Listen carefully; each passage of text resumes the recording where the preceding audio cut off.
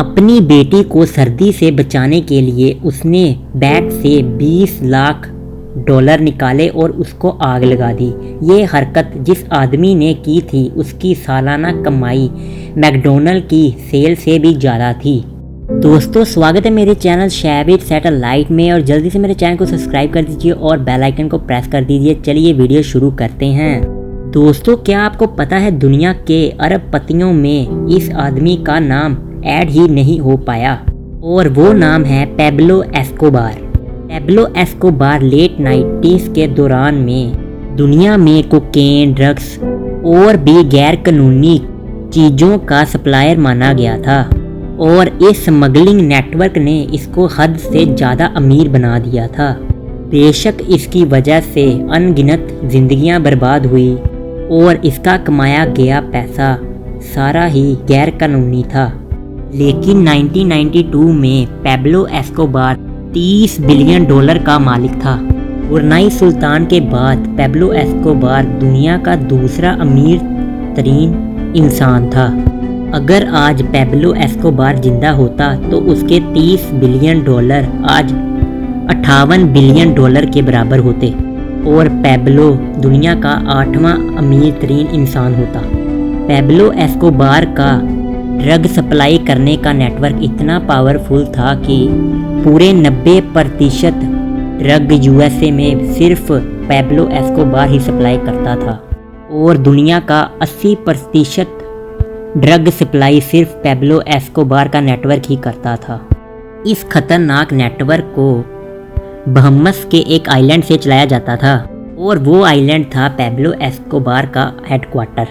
उस आइलैंड पे एक एयरपोर्ट बना था जहां कोकेन से भरे जहाज रिफ्यूलिंग के बहाने लैंड करते और उसी दौरान उनमें से कोकेन निकाला जाता था और छोटे जहाज़ों में डालकर अमेरिका में रवाना कर दिया जाता था।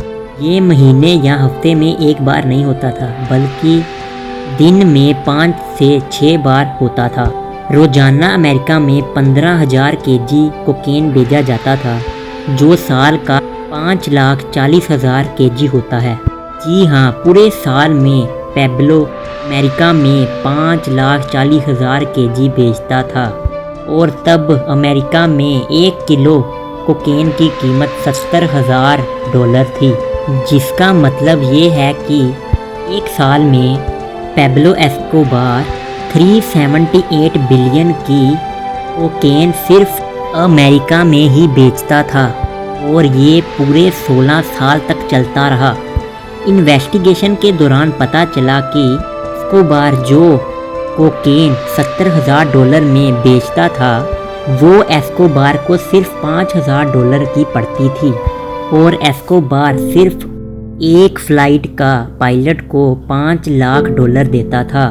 इसके अलावा रिश्वत देने के बावजूद भी एस्कोबार को $60 मिलियन एक दिन के बचते थे जो साल के $22 बिलियन बनते हैं।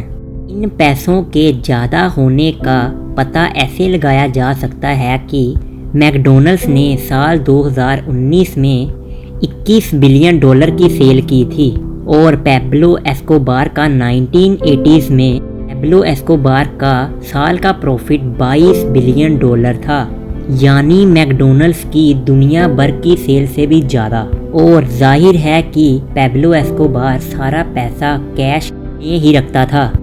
उन पैसों की गट्टियाँ बनाने के लिए रोज़ाना $1,000 के रबड़ बैंड आते थे।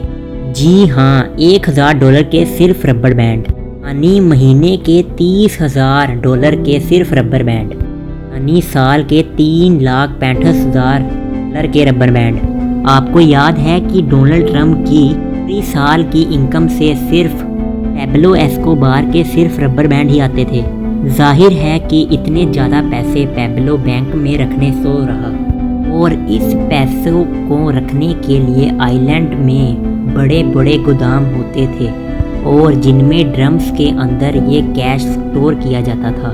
स्टोर किए इन पैसों का 10% पैसे तो साल में चूहे खा जाते थे या फिर पानी में खराब हो जाते थे।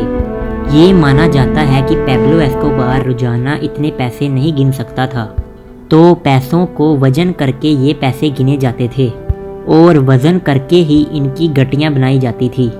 एक बार पैब्लो एस्कोबार ने पुलिस से बचने के लिए मेडलिन के पहाड़ों में अपने बच्चों के साथ छुपा था और उसकी बेटी को सर्दी लग गई। पैब्लो के पास उस वक्त गर्मी पैदा करने का और कोई चारा नहीं था, तो उसने अपने बैग से $2 बिलियन को आग लगा दी।